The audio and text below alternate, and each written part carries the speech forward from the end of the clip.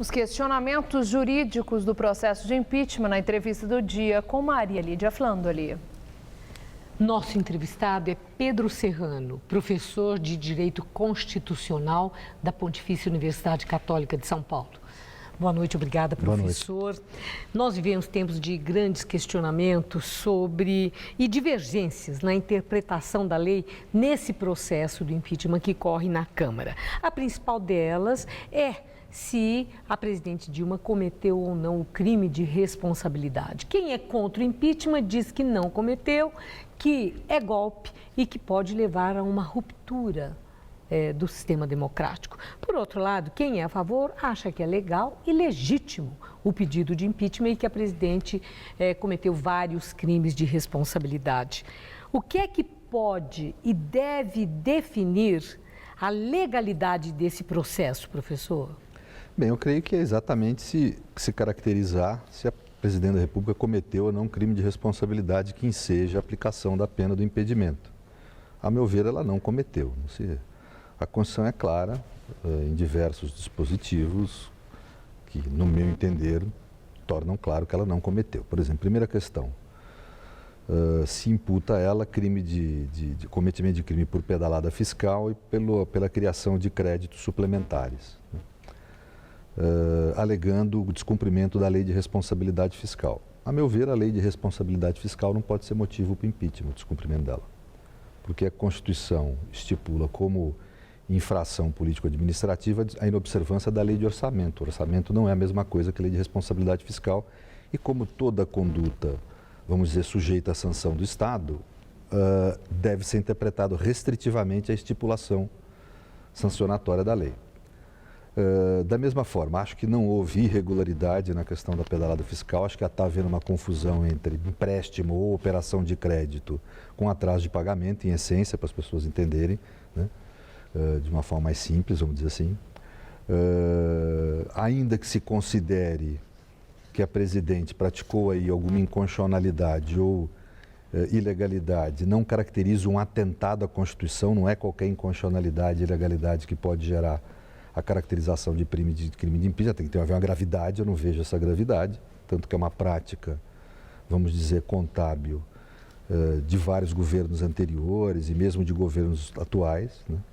O ministro Delfim Neto chega a falar, e os ministros chegam a falar que vem desde João VI esse tipo de prática, né?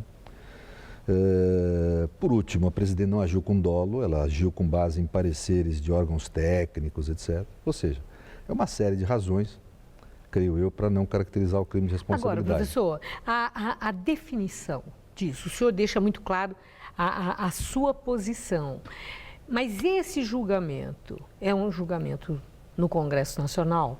Político. Também há uma divergência entre estudiosos do direito sobre a competência para esse julgamento. Se são os parlamentares, uma vez que o processo acontece no Congresso Nacional, ou se é uma questão realmente jurídica que deva ser definida em tribunal. Quem deve julgar?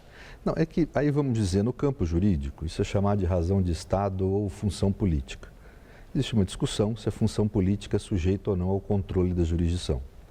Eu, como defensor do Estado Democrático de Direito, creio que sim, né? Era típico das monarquias absolutistas o governante estabelecer leis para a sociedade, mas ele mesmo não submeter. O Estado de Direito trouxe a submissão do governante às leis também. Ou seja, a política no Estado de Direito passa por debaixo da lei, não fora dela, né? Então não existe julgamento político no sentido de um julgamento imune ao controle judicial ou à incidência da ordem jurídica. Então, e essa é a essência do problema que eu acho que a gente passa no país e a razão dessas grandes divergências. De um lado, há alguma razão na oposição no campo político, porque a presidente Dilma está muito isolada da sociedade e isso se reflete no parlamento. Veja a dificuldade que ela tem como governante de reunir 1/3 do parlamento para evitar o impeachment. Nós estamos acompanhando pela imprensa.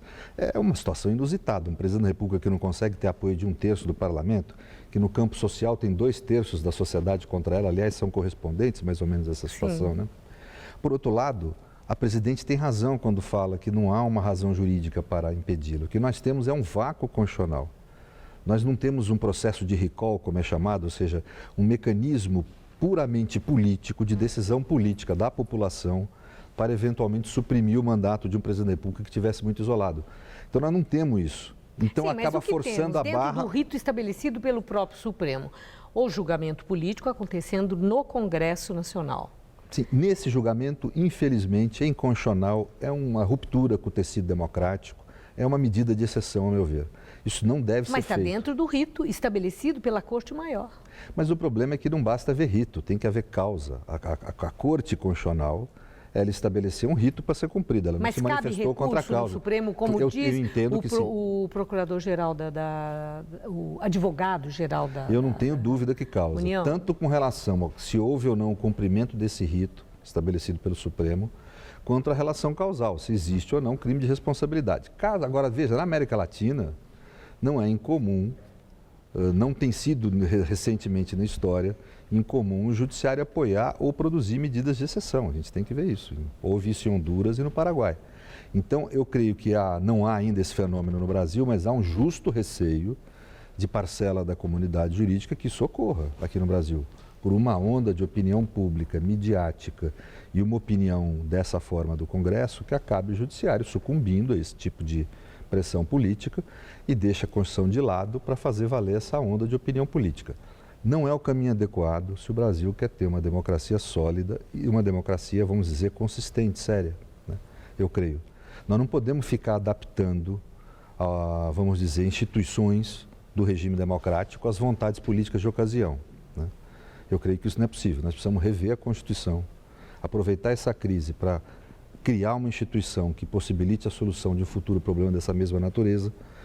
Talvez pensar, como falou Eduardo Gianetti muito corretamente, a meu ver, na Folha esse fim de semana, numa reforma política realizada por gente não relacionada com a política, né, com o dia a dia da política. Eu creio que esses caminhos é que o Brasil precisa investigar. Realizar medidas de exceção não é o melhor caminho para a nossa democracia, a meu ver. Bom, hoje é um dia de definição na comissão do impeachment e que já há todo um procedimento acontecendo na Câmara Federal.